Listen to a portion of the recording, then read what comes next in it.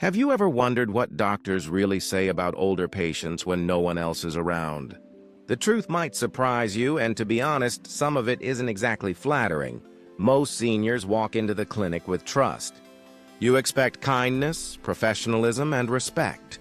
But what many don't realize is that behind the closed doors of hospitals and clinics, some doctors carry opinions shaped not only by their training, but also by bias, time pressure, and the overwhelming stress of today's healthcare system. And here's why it matters. If you're between 60 and 90 years old, the way your doctor truly sees you can affect the care you receive, the amount of attention you get, and sometimes even the medical decisions made about your treatment. That's why in today's video, we're going to uncover 5 revealing truths about how doctors really view older patients. Each truth shines a light on an issue that might quietly influence your health and well-being. And more importantly, I'll share simple, practical things you can do to protect yourself, ask better questions, and walk away with the respect you deserve. Stay with me to the very end, because the 5th truth is often the most shocking, and it could completely change how you approach your next doctor's visit. Let's dive in. Truth number 1, doctors often see seniors as complicated patients. Here's something many older adults don't realize.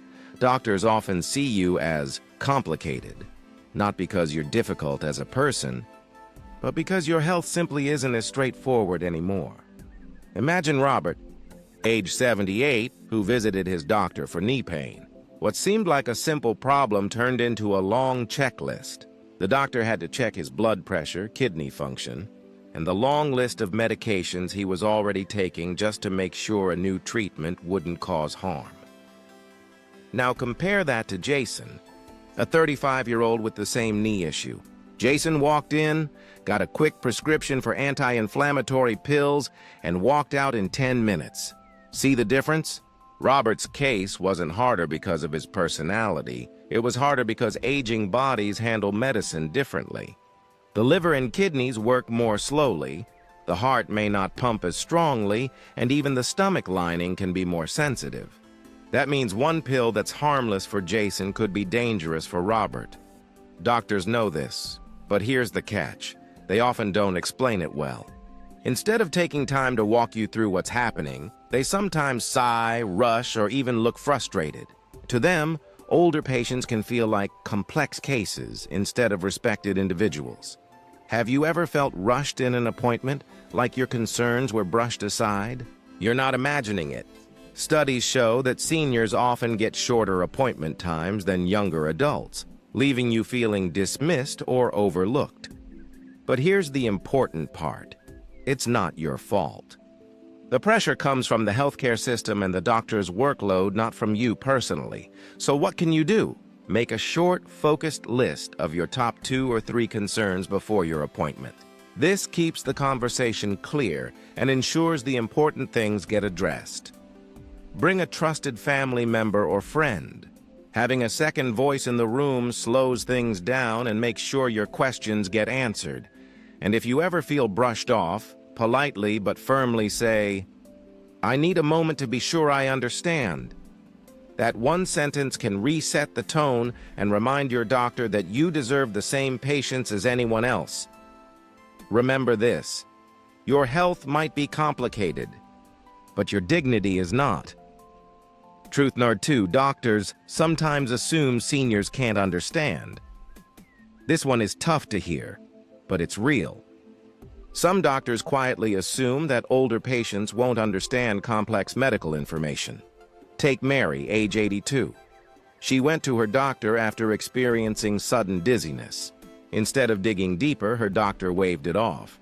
"It's just age, nothing serious." He sent her home without further testing. A week later, Mary collapsed. The real cause? An undiagnosed heart rhythm problem. Now compare that with Alan, age 40, who came in with the same dizziness. His doctor ran tests, explained the risks in detail, and walked him through every option step by step. The difference wasn't about intelligence. It was about assumptions. Yes, it's true that the brain processes new information a little more slowly with age, but comprehension, the actual ability to understand, remains strong. Seniors absolutely can understand medical details when they're explained clearly. The problem is that many doctors confuse slower processing with inability. So instead of explaining, they say things like, "Don't worry, you're fine." Those vague answers leave you in the dark. And being in the dark is dangerous. If you don't fully understand your diagnosis or your medications, how can you make safe, informed choices? So here's how you can protect yourself. Ask your doctor to do a teach back. After they explain, repeat it in your own words. This makes sure you understood, and if you didn't, they'll have to re-explain it. Don't be shy about asking, "Could you write that down for me?" Or, "Can you explain that in simpler words?" That's not weakness, it's wisdom. Bring a small notebook to every appointment. Write down your symptoms, questions, and the answers you get. Having a record helps you stay in control. Here's the encouraging part. Research shows that when seniors are fully informed, they actually stick to treatment plans better than younger patients. That means the stereotype that older people won't understand isn't just insulting, it's flat out wrong. So next time you feel dismissed, remember, asking questions isn't being difficult. It's being smart. Truth number 3. Appointments are often rushed. Let me ask you, have you ever sat in a waiting room for 40 minutes only to feel rushed through your appointment in under 10? You're not alone. Doctors are under constant pressure to see more patients in less time, and unfortunately, seniors often pay the price. Take Robert again. At 78, he visited his clinic for chest pressure. He barely had 2 minutes to describe his symptoms before his doctor glanced at the clock, ordered a quick test, and moved on. That night, Robert had a heart attack. Now compare that with Susan, 65. She had the same complaint, but a different doctor, one who slowed down, listened carefully, and caught the warning signs early. That extra time saved her life. Here's the truth. Rushed appointments can mean missed diagnoses, dangerous prescriptions, and untreated conditions. And while doctors may blame busy schedules, the cost to patients is measured not in minutes, but in years of life lost. Studies show that on average, doctors interrupt patients after just 18 seconds. That's barely enough time to explain how your pain feels when you wake up in the morning. So, how do you slow things down? Prepare your top 3 concerns before you go. If the doctor only has time for one, you make sure it's the most urgent one. Bring a trusted advocate. A spouse, child, or friend can speak up when you feel pressured to stay quiet. And if you need more time, simply say, "I'd like a few more minutes to finish explaining." Your health deserves more than an 18-second summary. Don't let the stopwatch control your story. Truth number 4. Emotional health gets overlooked. Here's something rarely talked about. Doctors often underestimate the emotional struggles of older patients. Picture Charles, 82.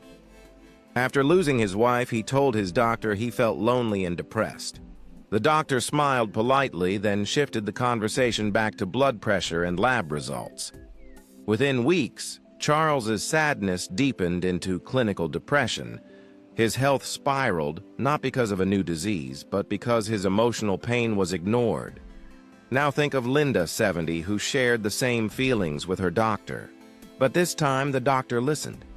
He connected her with a support group, encouraged daily walks, and reminded her she wasn't alone.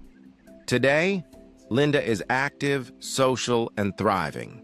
Here's the science. Emotional health and physical health are inseparable. Loneliness and stress trigger hormones like cortisol, which over time weaken your immune system, harm your heart, and disrupt your sleep. Yet many doctors dismiss emotional struggles as just part of getting old. That mindset is dangerous.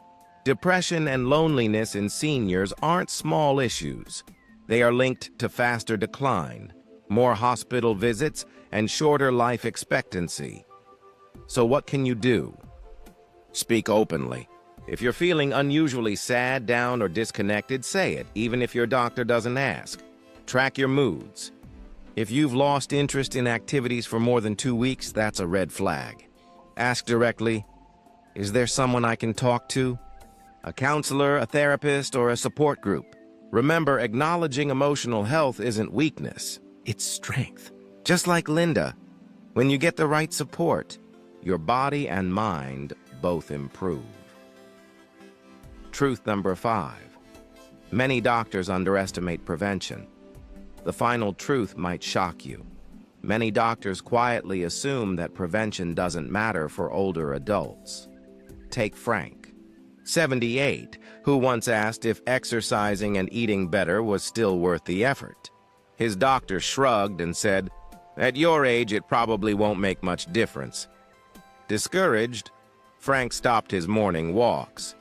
Within a year, he gained weight, lost stamina, and ended up relying more on medications. But then there's Evelyn, 74. Her doctor encouraged her to keep going. It's never too late to invest in yourself. Evelyn kept gardening, stretching, and eating balanced meals.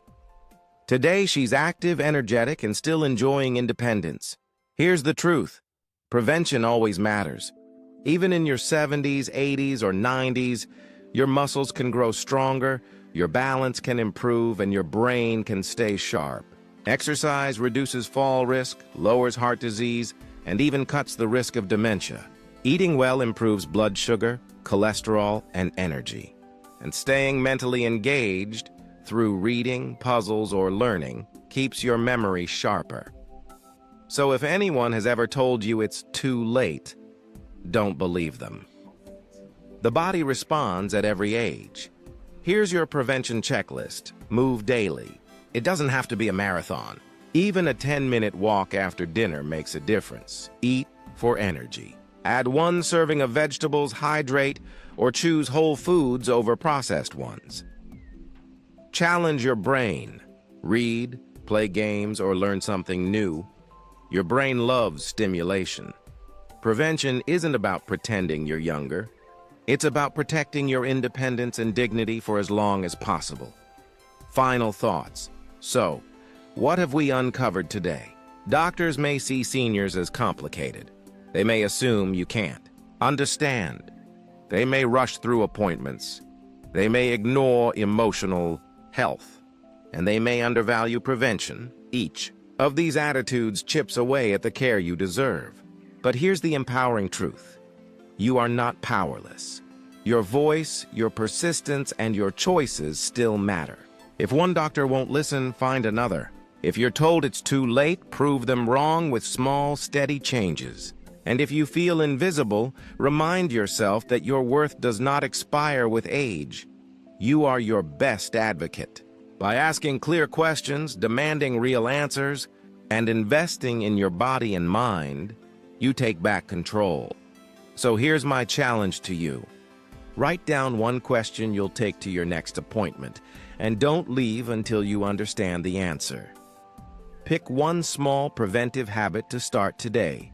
A walk, a healthier meal, or a call to a friend. Share your journey with others. By speaking up, you inspire more people than you realize. Thank you for being here with me today. If this video helped you, please hit like, leave a comment sharing what you learned, and subscribe so you never miss new content. Your health, your dignity, and your independence matter, and you deserve care that reflects that. Until next time, stay strong, stay curious, and most importantly, stay hopeful.